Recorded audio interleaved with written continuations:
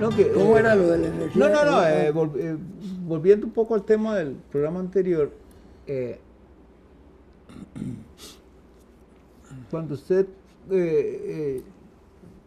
examina el caso de un país, digamos Costa Rica, hay una situación dada donde por una serie de decisiones que se tomaron en el pasado, hay una parte del territorio protegida y todo esto. Vergel bello de aromas y flores. Entonces uno se pregunta, bueno, si se trata de evaluar el resultado de eso, pensemos en qué medida eso ha influido para que tengamos nosotros un disfrute de la vida como el que tenemos, que es diferente al de otros países. Es un poquito más peor, digamos, que el de Dinamarca o de España, pero comparémoslo con países como Bolivia o otros y veremos si es mejor. No quiero hacer así esas comparaciones. Hay un problema étnico también de por medio. Bueno, es racismo. Pero eso es racismo, perdón. No es racismo. Claro. No es racismo, perdón. No, sí, claro. No, como si tienen un presidente indio. Bueno, en teoría debería haber más armonía entre la naturaleza y el hombre indígena, porque teóricamente vivieron más armónicos. agresivos con la naturaleza. Esos inditos, ¿vos has estado No, en Bolivia? al contrario, históricamente fueron protectores de la naturaleza y usaban la naturaleza. Lo que pasa es que si usted acorrala a una comunidad pobre, en condiciones en que lo único que puede hacer es coger la leña del bosque, la coge. Y eso fue lo que pasó. El país está totalmente deforestado, porque los acorralaron. Y en el caso de Haití. Bueno, pero es un caso donde el mismo Simón Bolívar, perdón, es que el mismo Simón Bolívar fue un racista que se negó a invitar a Haití. Habiendo recibido toda la ayuda de Haití para su gran lucha. Pero aparte de veras, eso sí es un ejemplo criminal. Increíble eso. Una base territorial. Claro. ¿Cómo se llamaba el general haitiano? Famoso. Bueno, hay varios. El que invitó a... famosísimo. Sí. Es un nombre francés. Tiene un nombre complejo de pronunciar. Sí. Petion fue el que le ayudó a Bolívar. Claro, le dio toda la ayuda, le dio las y cuando convoca el Congreso Anfictiónico... Además, Haití fue el primero que se independizó en América. Esa idea del Congreso Anfictiónico que se le achaca a Bolívar, yo soy de la idea de que fue José Cecilio del Valle el que la impulsa. ¿Quién? José Cecilio del Valle. Porque José Cecilio del Valle, allá por 1822, manda unas cartas incluso a Bolívar hablando de esa unidad latinoamericana. Y después Bolívar es el que convoca, pero digamos, en realidad yo creo que la iniciativa vino de José Cecilio del Valle, el centroamericanista. Pero el que estaba en condiciones de invitar y que lo hizo fue Bolívar. Bueno, sí, pero incluso José Cecilio es miembro del Congreso Anfictiónico. Mire usted. Sí, claro. Pero en el caso, Bolívar invita como observadores a Inglaterra y a todas las potencias coloniales y a Haití, la primera república independiente de nuestro continente. Sí, una revolución negra. Bueno, es que era negra, por eso este Book Yargal, ahí está todo Bolívar todavía tenía esclavos. ¿Cómo? Tenía esclavos. Bolívar tenía esclavos. Claro que tenía, sí, en ese entonces. Él los libera, obviamente que sí, pero digamos, había una servidumbre importante. Sí, claro. Sí, claro. Ese es en los Bobes, ahí se menciona todo eso, en las luchas de Bobes contra Bolívar, ¿verdad? Porque era muy arraigado, porque al final de cuentas hay incluso sublevaciones negras en Venezuela. Sí. Porque Bolívar había acordado con Petion que las primeras medidas que tomaría sería liberar a los esclavos. Y lo que hizo fue liberar a los hijos de los esclavos no los liberó. Como que se los traía Bolívar en ese lado. Tampoco liberó a Manuelita. Pero por ejemplo, se han hecho estudios sobre el impacto de la Revolución Haitiana de 1804 y frente a la sublevación negra e independencia de Haití, las potencias coloniales de esa época aflojan un poco en el Caribe. Y al aflojar, quitan tensión para que se produzcan rebeliones independentistas en el resto del Caribe. Ese libro... ¿Y cómo es posible, por ejemplo, entender... Yargal ¿cómo se llama? Que dice Beto que empezó a leer Los Miserables Víctor Hugo, de Víctor Hugo. De Víctor Hugo. Uno de los primeros libros de Víctor Hugo, que te relata todo ese proceso, ¿verdad? Interesantísimo. Sí, Porque tenía una hija ahí. Eso es muy interesante. En caso de Cuba y Puerto Rico, que son las últimas colonias en independizarse. En caso de Cuba, más todavía, es decir, porque en 1870 se produce el Gripe Yara y apenas la independencia se va a lograr 20 y pico de años después. Es decir, sí, curioso. Uno dice, ¿cómo tan atrasado ese proceso en Cuba frente a lo que había pasado en América? Sí, qué curioso. Bueno, es que jugaron ping-pong España con Estados Unidos. Bueno, la guerra hispanoamericana, pero claro. estaba por medio de las Filipinas también. Sí, claro, era parte. Es decir, las Filipinas hablaban español y estuvieron los españoles ahí por rato. De la conquista española hasta las Filipinas produjo que aquel rey famoso español dijera que en su imperio nunca se ponía el sol. Sí. Era tan grande el dominio de tierras que tenía. tenía. Comentamos aquí. Sí, fue Felipe II, ¿no? El caso de los dialectos españoles que se hablan en las que fueron las Islas Marianas, Guam, por ejemplo. Se hablan unos dialectos españoles perfectamente reconocidos y reconocibles en la actualidad. Yo mencionaba uno que se llama el chamorro, qué divertido. El chamorro es un dialecto. El otro día pesqué ahí en la red a un joven de Guam, de las antiguas Marianas, hablando en chamorro y yo lo entendía. Chamorro. Es como hablar portugués. Pues que ya en las Filipinas ya el español prácticamente se conserva un poquito, pero ellos hablan, hay un dialecto ahí ya, ¿cómo se llama? El que hablan en Filipinas. Bueno, ellos hablan el filipino o Tagalog.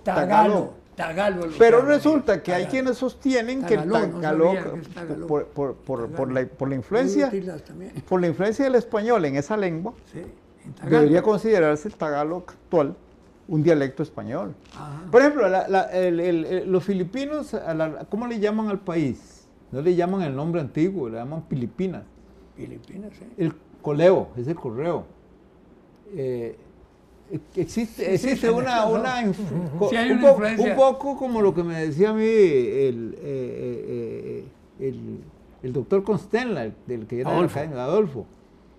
Cuando poníamos a hablar de estas cosas, me decía, al final decía, bueno, pero Fernando, nosotros seguimos hablando latín. Siempre terminaba de esa manera. Sí, pero... Yo creo que lo que estamos hablando nosotros es un poco de latón. Más que latín. Dicen que es un idioma extraño, es el húngaro. Ah, sí. Ese es un casi construido, ¿verdad? Ese no tiene raíces con todas las lenguas. Tiene un parentesco con el finlandés y el estonio. ¿Pero de dónde sale? Porque, digamos, porque evolutivamente el entorno que lo rodeaba no era para sacar eso. Lo que pasa, vamos a ver. Es un idioma fuera de serie. Lo hicieron en una probeta. No, es que ellos son una... ellos son una etnia asiática que se desplaza. Los magiares. Los magiares. Que al final uno nunca sabe si realmente puede decirse que son los antiguos unos, ¿verdad? Porque pero la palabra magiar es castellana. No. Es claro. Era el pueblo. Ellos se llaman, en la República Húngara se llama Magyarország. Eso quiere decir... Yo esto lo saqué de los españoles que dicen que el magiar, ese nombre es castellano. El nombre oficial de tal vez como Hungría, lo pronunciamos hoy. Es una palabra muy larga que comienza con Y, Magyar, no sé qué Zog, así termina. Entonces, ese es el nombre oficial del Estado húngaro actual. Ahora, sí es una lengua, es un poco como el vasco en España, ¿verdad? Que no se le encuentra... No se le encuentra la pelota vasca, ¿verdad?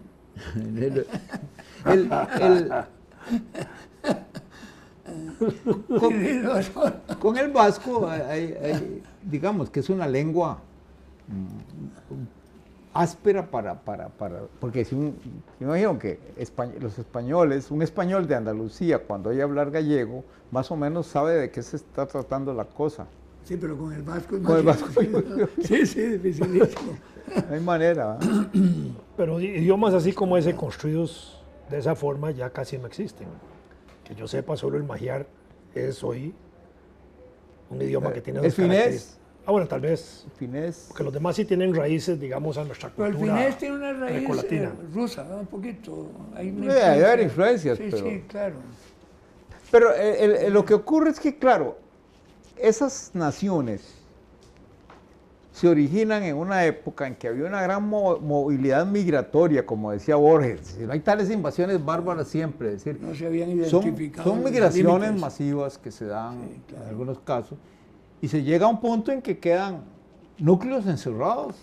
El caso de España es característico, ¿verdad? Cómo fue producto de un montón de migraciones y de ahí se daba una naturaleza muy especial. Y de España para acá. Sí. Carlos Meléndez explica muy bien cómo los procesos migratorios de Costa Rica provienen casi de 16 regiones de España. Hay regiones de España que aportan, por ejemplo, Extremadura aporta a la geografía americana nombres en una cantidad increíble, desproporcionada a la importancia de... Los mismos negros que llegan a América, que vienen de distintas regiones africanas. Y los mismos negros que llegan a Costa Rica, unos vienen de la zona del canal de Panamá, cuando lo están construyendo en el siglo XIX, y después los cambian. Cuando llegan aquí, los cambian por negros jamaiquinos. Porque los negros que venían del canal de Panamá... no me lo sabía, yo creí que la importación era directa. Los negros que venían del canal de Panamá eran negros que estaban pagados con salarios industriales que eran más altos que los salarios agrícolas nuestros. Eso provocó conflictos agrarios aquí en el sentido de que gente escapaba para la zona atlántica y entonces empezaba a hablar de los fugados, la gente que se iba de las haciendas a trabajar al ferrocarril, con lo cual cuando se habla de fugas en Costa Rica uno piensa, bueno, ¿qué tipo de relación laboral había en las haciendas? Porque si yo digo, se me fugaron los peones, es que no había una relación como de hombres libres. Sí, claro. Entonces empezaron a negociar hacendados con gobierno para que la compañía cambiara los negros traídos de Panamá y entonces los empezaron a traer de Jamaica, que eran más baratos porque venían de zonas agrícolas y ya la diferencia del salario no era tan aguda y ya tampoco era atractivo ir a trabajar al Atlántico. Pero es curioso cómo los negros traídos de Jamaica durante todas las generaciones, en Puerto Limón por lo menos, que eran muy británicos en su forma de ser. No solo británicos, yo conocí negros en el año... la bandera para cuando sí, claro. Pero en el año 66, 67 yo estuve en Limón, ¿verdad? Y yo visitaba casas de negros y había la foto de la reina Victoria en la sala. La reina Victoria. La reina Victoria, una vieja racista. Sí, que ahí la tenían ellos. Si quieren un gran símbolo y se identificaban como súbditos ingleses. Súbditos ingleses. Pero ve qué curioso. Y eran ticos ya nacidos en Costa Rica. Se fue regando una expresión muy corriente, primero en Limón y después en toda la meseta central, de negro chumeco. Chumeco, sí. Chumeco, de Jamaica. Chumeco de Jamaica. El chumeco es de Jamaica. Jamaica, seguro. Jamaica, por la forma como pronunciaban. Sí, claro, y Chumeca. Chumeca. Sí. No, y es interesantísimo. Y uno después jugaba con unos chumicos. Bueno, pero negritos. Eran unas bolitas negras. Sí, claro. Y además tenían rugosa la forma, entonces parecía la cabeza de los negritos. Por eso se decía chumicos. Bueno, yo creo que era por el mero hecho de ser negros, porque cuando uno los sacaba de la cápsula eran todavía verde gris. Y a la luz del sol se ennegrecían y era con lo que uno jugaba. Pero tenía como rugosidad. Eran las bolitas de más baratas. Y a la jugaba. Y la corteza uno lo usaba para lavarse las manos, porque era jabonosa. Le decían jabonilla. Sí, exactamente. Eso es historia antigua. Muy antigua, claro. Ya los chiquitos nuestros no la conocen. No, lo que pasa es que yo era de los barrios marginales de La Juela, del Carmen. Entonces, claro, ahí íbamos a recoger, ahí íbamos a buscar en los árboles de la planta. Jabón que se usaba de otra planta. Yo me acuerdo en el barrio Luján, yo me quedé en el barrio Luján primero, antes Limón y después barrio Luján. Y había una cáscara o algo que era jabonosa. Pero no era esa, porque el jabonilla le decían. Sí, pero no había otra también. Sí, la jabonilla yo la conocí, pero había otra. Yo me acuerdo que la abrías y te lavaba las manos, era un jabón. Porque también usaban Yo era en el barrio Luján, pero no me acuerdo de eso. ¿Vos estuviste ahí? Yo me crié ahí. En lugares donde abunda, las sábilas se usa también con ese fin. Pero a vos ya no te tocó la panadería de la Nueva América, ¿o sí? No, bueno, yo vivía de la Dos Pinos, 200 metros al sur. Ahí quedaba el límite de la ciudad. Ahí seguían puros potreros. De los liberados, casi de... A la parte del cerrito, ahí íbamos a jugar nosotros y a bajar en cartones. No, ahora yo vivo por ahí. Y a bajar en cartones del cerrito. Sí, a tirarse. Pero ese río que pasa ahí... ¿El ocloro? El ocloro, uno lo recorría. Y después venía una carajada que si uno ve un carajillo de uno hacer eso, uno lo termina casi matando. Entraba justamente ahí donde terminaba la calle esa, se iniciaba después como una alcantarilla gigante que cruzaba todo lo que es hoy la parte esa donde está la clínica Carlos Durán, cruzaba la ciudad de la Calderón Muñoz y salía al Tiribí, ahí el ocloro ese. Sí. Y nosotros nos metíamos por esa carajada, que era una alcantarilla cuadrada totalmente, y cruzábamos eso, eran como 700 metros. No y yo decía, ¿cómo uno hacía esa carajada? Bueno, no. En esa época, yo hacía cada barbaridad. Había un tubo. ¿Cómo no llegaba una corriente de agua? Nunca nos llegó a nosotros. Nunca tuvimos un accidente. Había un tubo. Y nosotros nos metíamos varios carajillos a cruzar eso. Cuando iba uno para el cerrito, que pasabas por el ocloro, había un tubo que nosotros lo pasábamos braceando. Sí, claro. Y es un tubo delgado, se podía reventar en cualquier momento y para el carajo. ¿Y a qué altura estaba? Y todos lo pasábamos así braceando. Pero ahí sacábamos peces, el bobo. Sí, claro. Y otros que se comían. Es cierto. Un pez resbaloso, horroroso, feo. Sí. ¿Y se comía esa cosa? No, pero también había muchas cacapailas, ¿verdad? Que eran animales que comían aquello que te conté. Eran ríos limpios todavía, ¿no? Sí, algunos. Había pozas habitables. No, las pozas eran lindísimas, no fregué eso. Pozas. Bueno, ¿quién de nosotros no se Pero estás confesando lo viejo que sos, vos sabes. Sí, gracias. Yo no tengo que confesarlo, todo el mundo lo sabe. Es una broma. A confesión de parte, relevo de pruebas. Es que no hay. Pero sí, era. El pez ese le llamaban en Alajuela barbudo. ¿El barbudo? El barbudo, pero eso se comía. Claro. Sí, rico, claro. Comer pero barbudo. Sí recuerdo que era resbaloso el bandido pez. Sí. Era gordito así. Sí, era cilíndrico. Cilíndrico, sí. Era como, digamos, 2 o 3 plátanos maduros. Los barbudos, había montones en el ¿cómo se llamaba? El ocloro. En el ocloro. Sí, claro. Ahí y en el María Aguilar, ahí llegaban al María Aguilar también. Ahí agarrábamos toneladas de Eran todavía ríos no contaminados como son hoy. Las solominas y toda esa cosa, pero eso ya no se ve. Pero yo cuando pienso en esa hazaña de cruzar esa cosa ahí por debajo, no, hombre, qué puchica. Jamás uno permitiría hoy que un niño se meta en un hueco de esos. Jamás. Y uno lo hacía, bueno, sin control de los padres. Bueno, también uno se fugaba para ir a las pozas a nadar. Es cierto. Porque a mí no me hubieran dejado jamás, ¿no? Bueno, pero claro. yo me iba a 5 esquinas y había unas pozas lindísimas, ¿verdad? Sí, claro. Sí, bueno, eso para recordar eso se requiere memoria. ¿Verdad que sí? Memo, ría. Sí, pero las pozas... Ahora que estabas hablando de ¿cómo se llama? ¿Vos sabés lo que es un garito? Un húngaro chiquitito, me vas a decir, ese chiste ese me lo enseñaron a mí en la escuela. Bueno, muy bien, pero a veces te hizo gracia. Un húngaro chiquitito. Estabas hablando de Hungría, entonces me acordé del cuento de un garito. Un húngaro chiquitito. Pues sabes que el 30% de los húngaros viven fuera de Hungría como tales, es decir, el Estado húngaro alberga solo al 70% más o menos de los húngaros y el resto están en Serbia, en Eslovaquia. Hay una pregunta y otros en Nueva York. En Rumania. En Nueva York, bueno, sí, claro, en Rumania. Es un montón. Hay una expresión extrañísima que tal vez vos sepas el origen, que la oí yo en Europa, en España, en Francia. Es una familia que viven como húngaros. Esos que vivían arrebañados, como decían. Pero tal vez piensa... ¿Y por qué decían? Es que viven... No, es que hay una confusión. Hay los gitanos y los húngaros. Hay una confusión entre gitanos y húngaros. Pero es que hay mucha los gitanos húngaros. Sí, claro. Y los gitanos húngaros. Claro. Que esa es la historia de Franz Liszt y su defensa del folclore húngaro, diciendo que si lo lo que cantan y bailan los húngaros es la canción de es la música de los gitanos, entonces es la música húngara.